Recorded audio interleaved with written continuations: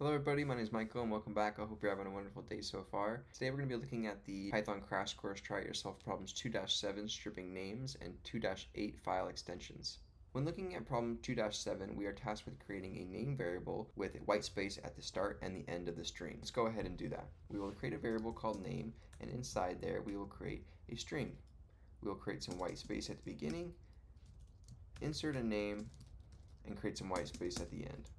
Our next task is to directly print the variable as is. We will call the print function, and I'm going to use an f string to format this function. I will use curly braces to input the variable directly into my f string. This will print my variable as is. Next, we're going to remove the white space characters located at the beginning or the left side of the string. To do this, we will call the lstrip method.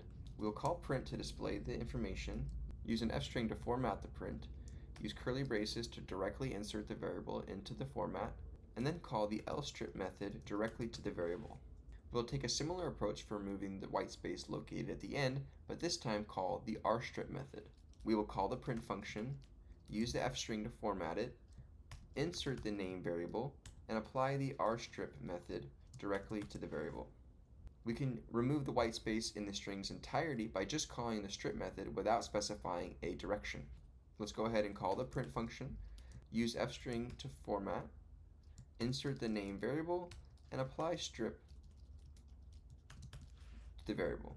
This problem also tasks us with using the \n to create new lines or \t to create a new tab when formatting strings. Let's go ahead and use the \n to create a new line after each call of the print function.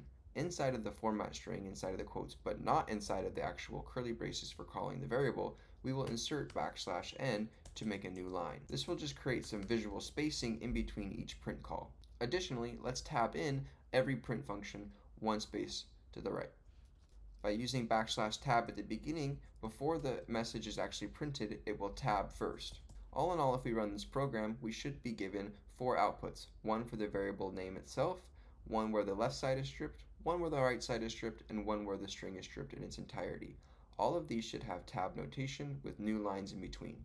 Now you might be thinking, well, why aren't these all aligned? Well, initially we have white space at the beginning of our string, and in some of these calls to the print, we aren't removing that white space. For example, in lines 1 and in line 3, we're printing the variable itself, but only stripping off the right side in the print 3. If we were to strip these, they would align perfectly with our tabs. This is all for 2-7. In problem 2-8 file extensions, we are tasked with using the built-in removesuffix method to remove the suffix of a given variable. And in this case, we're going to be using a file with a file extension and removing the file extension. We will first create a variable called file name. Inside of this variable is going to be a string data type where we have some sort of file name. In this case, it's called python_notes, and the extension is .txt. The .txt portion of the string is what we are trying to remove, and we will use the removesuffix method within Python. Let's first call our print function to display this message. We will format it using an f string by doing fquote. We will use curly braces to insert our variable, in this case is file name, and we will use the method .removeSuffix.